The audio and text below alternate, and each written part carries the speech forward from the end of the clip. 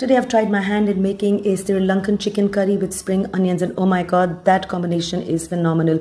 I have used other masalas and I have come up with a recipe of my own. Now you have to make this at dawats and dinners because I know your guests will be bowled over. This is a royal dish.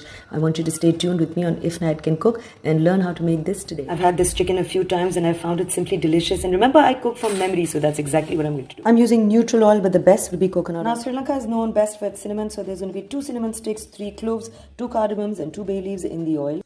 This is to flavor the oil. And for the aromatics, I'm going to use a tablespoon of ginger and a teaspoon of garlic. Saute that. And now I'm going to add mostly the white parts of 3 large spring onions. Move that around.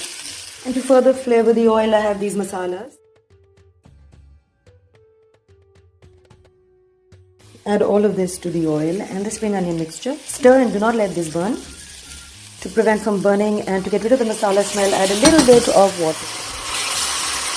And next up is a kg of kadai cut piece chicken, and I've also made incisions so the masala can go inside. For those of you who don't know what a kadai cut is, it basically means the chicken is cut into small pieces so it can be cooked in a kadai real fast, which is wok cooking, and that's what you need to ask your butcher to do.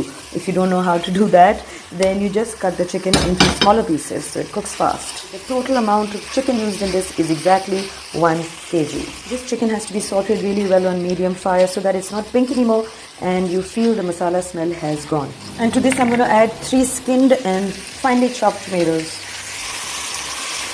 The chicken is sauteed, I've added the tomatoes, and I'm going to take the help of about half a cup of water. I'm going to mix this and cover this and cook this so the tomatoes dissolve fast.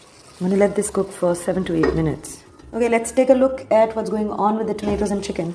There's a lot of liquid, so I shall cook this uncovered. Now remember, for the chicken curry to turn out good, it has to be cooked on low to medium heat, not on very high heat. So I'm going to turn it down a little.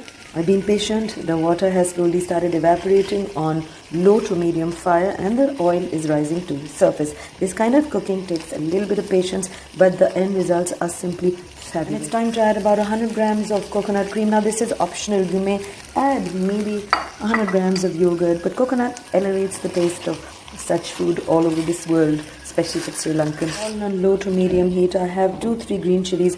I'm going to use half now and later for garnishing. I'm going to add a little bit of desi ghee to this because I think that's going to make it so rich. You don't have to. And the star ingredient of this dish, the green part of 3 to 4 spring onions chopped very thinly and some left for garnishing. A little bit of fresh coriander also goes in now. And I'm going to take a squeeze of lemon juice and add that to the mix. Smells so divine. Mix this well, and this is nearly done. I'm just going to add a couple of drops of water to loosen the consistency a wee bit. The water, mix that a little and cover and cook this for the last time for exactly 5 minutes. Alright, I'm going to turn off the fire, and my addition to this dish is a little bit of kasuri methi. I feel kasuri methi goes really well with spring onions and coriander.